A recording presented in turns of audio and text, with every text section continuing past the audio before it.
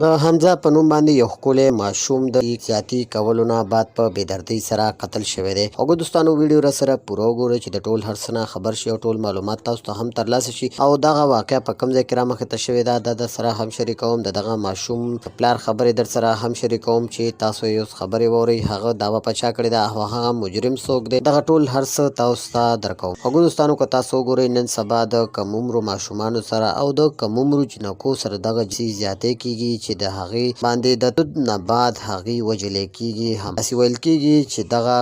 ماشوم دی دا کوم کس ور سره غلط کار کړی دی د هغه دوران کې د باندې ډیر زیات تشدد هم کړی دی دا ډیر زیات وخلی هم دی او د هغې نه بعد یې د سره چې غلط کار کړی دی نو بیا یې په سیند ته غورځولی دی خو سیند ته یې هم داسې غورځولی دی چې د هغه لاش سیند اوړی نه دی او په خپه پورې ورته پړی تړلی و او د سیند په یو غاړې پورې تړلی و چې د هغې لاش بیا چا لیدلی و او د دغه ماشوم پلار ته سوال جواب کړی دی او دی ورغلی دی. دا واقع چې په پېښور کې رامخې ته شوې ده او د حمزه په نوم یې ښکلی او کم عمرې ماشوم سره دغه غلط کار شوی دی. د ده د پلار وینا ده چې ما کسان هم پیژندلي دي او ما پولیسو سره رپورټ هم درج کړی دی خو چې پولیسو د ډېرې بېغورۍ د وجې دا کیس دومره لیټ کو چې هغه کس په کوم ځای کې و هغې هم موږ ته پته وه او موږ پولیسو ته لوکیشن هم ورکړی و خو د هغې نه بعد هم پولیسو څه اقدام اوچت نه کړو یعنې هغه کس پسې لاندل هغې ګرفتار نه کړو چې د هغې د وجې هغه کس اوس غیب دی او پته یې نه لګي. د دې نه بعد چې مونږه احتجاج وکړو او ډي سي پي مونږ له راغی ډي سي پي وویل چې یاره د دې به مونږ پوره انکوایري کوو او د هغې نه بعد پولیسو کاروایي شروع کړې ده خو هغه کس نشته اوس تښتېدلی دی. وایي چې نن زما د حمزه زوی سره دغه غلط کار وشو ووژلی شو سبا به داسې د ګل غوندې نورو ماشومانو سره هم کېږي.